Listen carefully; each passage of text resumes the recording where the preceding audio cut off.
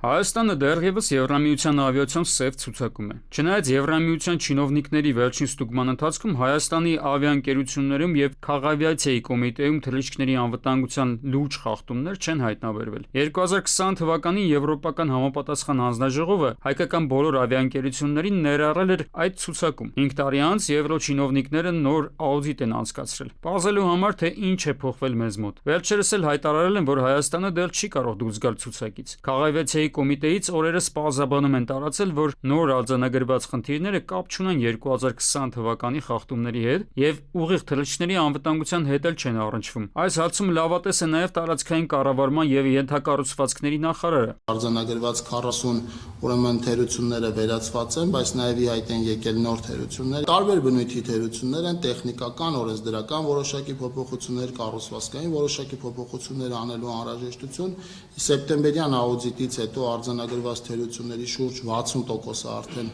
շտկված են եւ մենք շարժվում ենք մյուսները շտկելու եւ օր առաջ սև ցուցակից դուրս գալու հարցը կարգավորելու ուղղությամբ։ Խնդիրը ըստ կոմիտեի վերաբերում է կառավարման ու վերահսկողության համակարգին, մասնավորապես ավիաընկերությունների սերտիֆիկացման եւ վերահսկման գործընթացներում որակի ապահովման համակարգը դեռ լիարժեք չի աշխատում։ Այս համակարգը նոր է ներդրվել եւ դրա արդյունավետ գործելու համար ժամանակ է պետք։ Այս պահին կոմիտեն արդեն մշակել է ճանապարհային քարտեզ, թե կարճաժամկետ եւ թե երկարաժամկետ ապագայի համար։ Միաժամանակ վերանայվում է ավիացիայի մասին օրենքը, որի ընդունումից հետո կփոխվեն մի շարք ենթաօրենսդրական ակտեր։ Սակայն ոլորտի մասնագետներն այդքան էլ լավատես չեն այս հարցում։ Կոմիտեում մասնագետներ էլ այսպեսի չկան, որ խումբ չկա, որոնք որ դրանով այդպես խորացված զբաղվեին շտկեին, որովհետեւ սև ցուցակից ի վերջո դուրս գային։ Բավարար քայլեր չեն արվում, ինձ թվում է, որովհետեւ դա աշխատանքա պրոֆեսիոնալների պակաս կա, որոնք որ կարող են այդ աշխատանքները իրականացնել։ Նույնիսկ եթե Հայաստանը դուրս գա Եվրամիության ավիացիոն սև ցուցակից, արդյոք դա նշանակում է, որ քաղաքացիական ավիացիայի ոլորտը Հայաստանում զարգանում է։ Ոչ, նշում են մասնագետները։ Քաղաքացիական ավիացիայի ոլորտի զարգացման համար ներքին շուկայում օդանավակայանների եւ ավիաընկերությունների մրցակցություն է անհրաժեշտ։ Բյուջետային ավիաընկերությունների հետ այլ երկրների իրականացնում են թռիչքներ,